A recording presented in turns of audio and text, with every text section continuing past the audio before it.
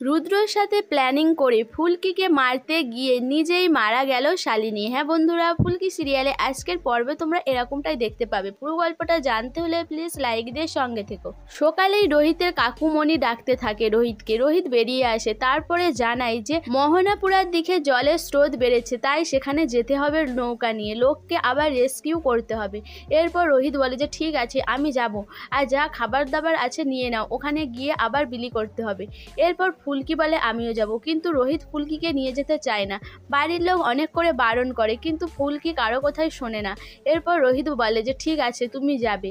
এদিকে শালিনীও এসে বলে রোহিত আমিও যাব, আমাকে কিন্তু কেউ বারণ করলে আমি শুনবো না। শালিনীকেও বাড়ির লোক বারণ করে, যে বলে তোমার এইসব কাজে অভ্যাস নেই, তোমাকে যেতে হবে না। কিন্তু শালিনী কারো কথা না শুনে রেডি হয়ে পড়ে। এরপর শালিনী, ফুলকি, রোহিত তিনজনে মিলে নৌকাতে করে বেরিয়ে পড়ে। এদিকে রুদ্রকে ফোন করে তেওয়ারি বলে যে স্যার এখনো যদি না আমরা গেট খুলি তাহলে কিন্তু একটা বড় ধরনের বিপদ হয়ে যেতে পারে, জলের চাপ কিন্তু বাড়ছে। তখন রুদ্র বলে যে হ্যাঁ, যত চাপ বাড়বে ততই ভালো, আর লোকের ক্ষতি হলে আমাদের কি, আমি যখন তখনই তুমি গেটটা তুলে দেবে। এরপরেই রুদ্র বলে যে এবার গেটটা তুলে দাও। এদিকে ফুলকি, রোহিত আর শালিনী তিনজনে মিলে নৌকাতে করে ওই গ্রামেতে যায়। এদিকে রুদ্র বলে যে ফুলকি আজকে তোমার শেষ দিন, তুমি যাও, তুমি তো জানতেই পারছো না তোমার জন্য কি অপেক্ষা করছে, আজকেই তোমার লাশ পৃথিবীর আলো তুমি দেখতে পাবে। ফুলকি শালিনীকে বলে যে কি করতে তুমি এখানে এসেছো, তুমি নাম কিনতে এসেছো, তুমি তো এইসব কাজে কোনোদিনও আসোনি। শালিনী বলে যে ফুলকি এসব কি বলছো। তখন রোহিত বলে যে ফুলকি তুমি চুপ করো, এখন এইসব কথা বলো না, এখন এইসব বলে কি লাভ আছে। এরপর ফুলকি বলে যে মানুষজনের কি অবস্থা কে জানে, এখন যে কি হবে। এরপরে ফুলকি চোখে পড়ে, ফুলকি বলে যে স্যার জলের ঢেউ আসছে। এরপর রোহিতও তাকায়, দেখে খুব জোরে একটা জলের ঢেউ আসছে। ফুলকি বলে মনে হয় বাঁধ ভেঙে গেছে। এরপরেই তিনজনে সামাল দিতে পারে না, নৌকা থেকে পড়ে যায়। রোহিত শালিনী আর ফুলকির হাত ধরে থাকে, একটা গাছের কাছে আটকান খায়। কিন্তু ফুলকি বুঝতে পারে যে আমি যদি বেশিক্ষণ হাত ধরে থাকি স্যার দুজনকে বাঁচাতে পারবে না, স্যারেরও ক্ষতি হয়ে যাবে।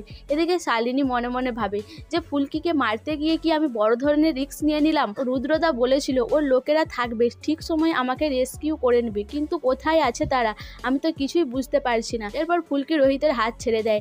ফুলকি জলের তোড়ে চলে যেতে থাকে। রোহিত ফুলকির নাম ধরে ডাকতে থাকে, ফুলকিকে তারপরে দেখতে পায় না। রোহিত শালিনীকে বলে যে তুমি এই গাছটা ধরে থাকো, আমি আসছি।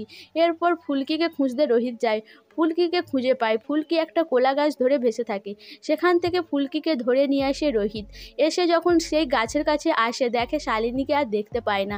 শালিনীর নাম ধরে অনেক চিৎকার করে, কিন্তু কোথাও শালিনীকে দেখা যায় না।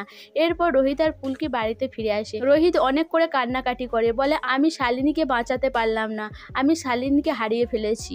এদিকে ফুলকিও খুব কান্নাকাটি করে। সো বন্ধুরা, সত্যিই কি শালিনী মারা গেছে, না রুদ্র লোকেরা শালিনীকে আগেই রেস্কিউ করে নিয়ে চলে এসেছে? তোমাদের কি মনে হয় অবশ্যই আমাকে কমেন্ট করে জানাবে। আর আমার ভিডিওটা ভালো লাগলে প্লিজ সাবস্ক্রাইব করে দিও, আর লাইক কমেন্ট শেয়ার করো।